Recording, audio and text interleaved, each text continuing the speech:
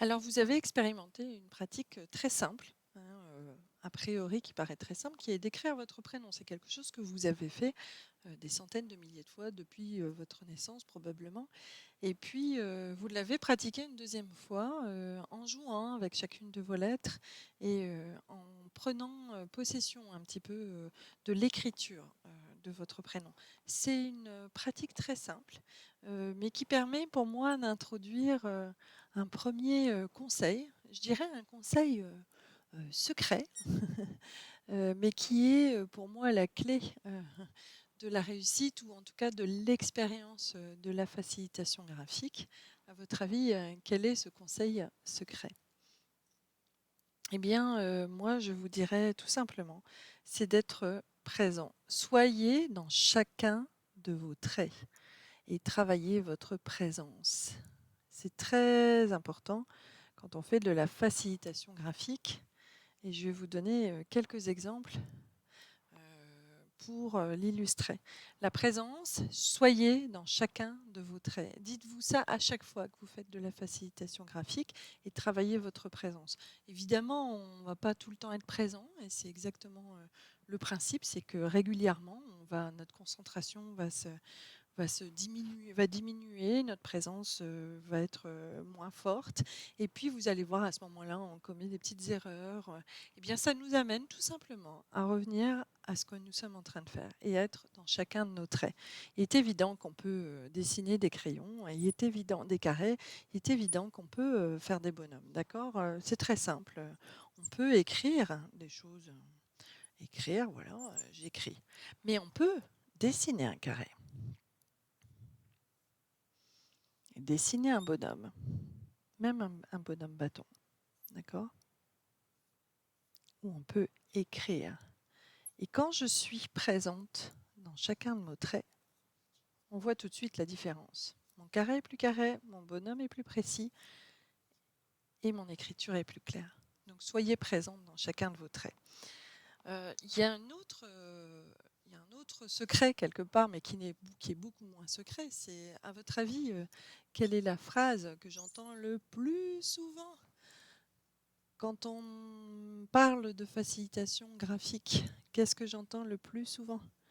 Eh bien, c'est je ne sais pas dessiner. Je ne suis pas capable, je ne sais pas dessiner, je ne suis pas un dessinateur. Mais regardez bien mes dessins. Je vais vous dire quelque chose de façon très humble. Mes dessins, ils ressemblent pas mal à des dessins d'enfants, n'est-ce pas? Et donc, est-ce que vous vous sentez capable de dessiner des dessins d'enfants?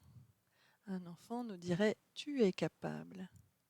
Bien sûr qu'on est capable. Regardez mes dessins. Ils ressemblent pas mal plutôt à des pictos, à des petits dessins très simples, plutôt qu'à des choses très élaborées de dessinateurs. Alors bien sûr, vous pouvez être capable de faire des dessins plus élaborés. Vous pouvez être plus un dessinateur que je ne le suis.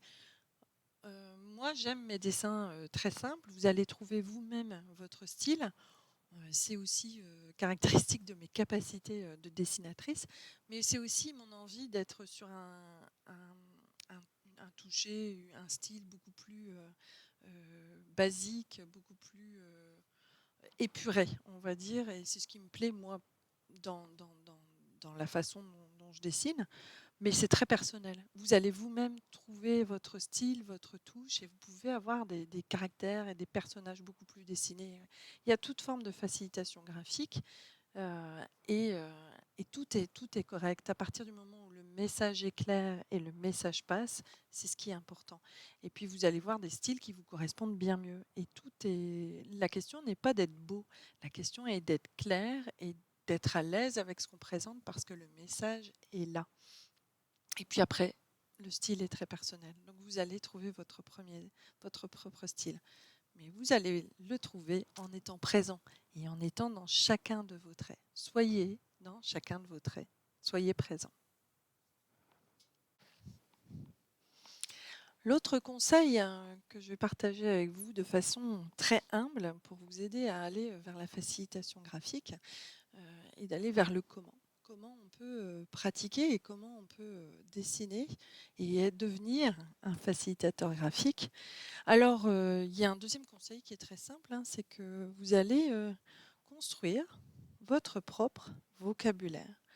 Et comme on apprend à parler une nouvelle langue, eh bien vous allez apprendre un vocabulaire, votre vocabulaire de facilitation graphique. C'est-à-dire que vous allez créer votre propre banque d'images, votre propre banque de dessins, de pictos, qui correspond à chacune des idées que vous avez envie de faire passer ou que vous entendez ou à certains mots.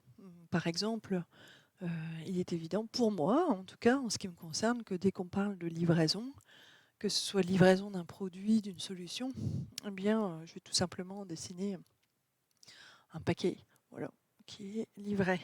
Mais ça, c'est ma propre banque d'images ou quand on va parler de quelqu'un ou d'une réflexion qui est en cours, eh bien, je vais forcément mettre un petit bonhomme qui s'interroge. Voilà, c'est ma propre banque d'images que j'ai créée et qui crée mon vocabulaire. Donc, vous allez créer votre propre vocabulaire. Et ça, c'est simplement en pratiquant, que vous allez construire comme un dictionnaire de vocabulaire que vous allez pouvoir utiliser et auquel vous allez pouvoir recourir au fur et à mesure que vous faites de la facilitation graphique. Et vous allez voir que ce vocabulaire va s'enrichir comme quand on apprend une nouvelle langue. Ce vocabulaire s'enrichit au fur et à mesure de la pratique. Une fois que nous avons ce vocabulaire, eh bien, nous allons créer notre propre grammaire. En effet, il va falloir l'organiser, notre propos, et pour ça, on va s'appuyer sur différents outils. Notamment, on va pouvoir jouer avec les typos, la grosseur, la taille, la forme des typos. Tout est possible quand on y réfléchit. Tout est possible avec les typos. Nous pouvons jouer avec les typos, on peut même jouer à l'intérieur d'un mot, comme je l'ai fait tout à l'heure avec la facilitation graphique. Le I de facilitation graphique était un crayon. Et puis, on va jouer avec des connecteurs. Alors, des connecteurs, ça peut être des flèches, tout simplement. Et là aussi, hein, ça peut être des traits pointillés, des traits courbés. Ça peut être des chemins, très souvent. On utilise des chemins aussi pour connecter. Et ainsi, peu à peu, votre vocabulaire s'enrichit de mots de liaison, de ponctuation, parce que vous allez jouer aussi avec les ombres. Les ombres, par exemple. N'hésitez pas à jouer avec les ombres pour donner du volume, mais aussi avec les couleurs. Et notamment quand vous avez un support, une fresque qui est très complète avec beaucoup d'éléments, jouez avec les couleurs. Par exemple, regroupez par thématique dans un coin de votre fresque une thématique en bleu, une thématique en jaune, une thématique en rouge. Ce qui permet vraiment de guider le regard de celui qui va regarder votre dessin et qui va comprendre un petit peu, qui va suivre votre raisonnement à travers des connecteurs, la taille des typos et les ombres, les couleurs, etc. Vous allez pouvoir jouer avec des fonds de couleurs, notamment si vous êtes en numérique ou même avec de la craie grasse sur le papier. Donc vous allez vraiment apporter une forme de grammaire à votre visuel et vous allez guider le regard. Donc jouer avec les typos, les connecteurs, les ombres, les couleurs, etc. pour apporter, guider la lecture de votre visuel. Amusez-vous.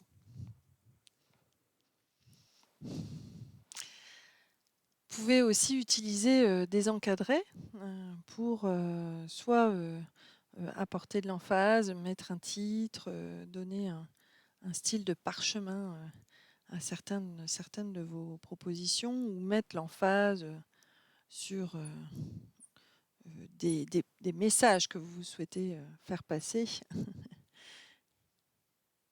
comme des formes de revendication. En tout cas, les encadrés sont aussi là pour vous aider à donner du relief à votre visuel et à lui donner, à guider la lecture. Donc jouez avec ça et alors je vous propose un premier exercice puisqu'on l'a vu, on va travailler la présence. Vraiment, soyez dans chacun de vos traits. commencer à construire, si vous ne l'avez pas encore fait, votre propre vocabulaire. Et pour ça, je vous inviterai à dessiner votre premier bonhomme. Alors un bonhomme, ça peut être un bonhomme bâton, hein, tout simplement, très simplement. Ça peut être un bonhomme dessiné avec des accessoires, vous pouvez vous amuser, ou une fille. Enfin, vous pouvez vraiment vous amuser. Ça peut être un bonhomme étoile, hein. Regardez, hop, hop, et une petite étoile apparaît comme étant un bonhomme, tout simplement. Enfin, vous avez des tas de possibilités, un bonhomme patate. Là aussi, vous trouverez sur Internet. Mais trouvez votre bonhomme. Donc, je vous invite à dessiner votre premier bonhomme. Et puis, pour commencer votre vocabulaire et commencer à créer votre propre banque d'images, votre propre dictionnaire personnel. Et puis, puisqu'on va aller jusqu'à la grammaire, et commencez par votre bonhomme, et puis faites-lui exprimer quelque chose. Et notamment, il pourrait exprimer une problématique, un enjeu qui vous tient à cœur. Alors, ça peut être à travers une bulle. Donc, on va commencer à créer de la conversation, mais ça peut être plusieurs bulles, ça peut être une action, ça peut être plusieurs personnes, mais en tout cas, penchez-vous et exprimez, dessinez un enjeu auquel vous êtes confronté régulièrement, par exemple. Ça peut être personnel ou professionnel, vous êtes seul avec vous-même pour l'expérimenter. Euh, un enjeu et qui va être exprimé à travers ce bonhomme, ce premier dessin. Donc un enjeu qui vous tient à cœur. Voilà. Et on se retrouve, on se donne 5 minutes et on se retrouve 5-7 minutes et on se retrouve après pour la troisième et dernière capsule de cet atelier.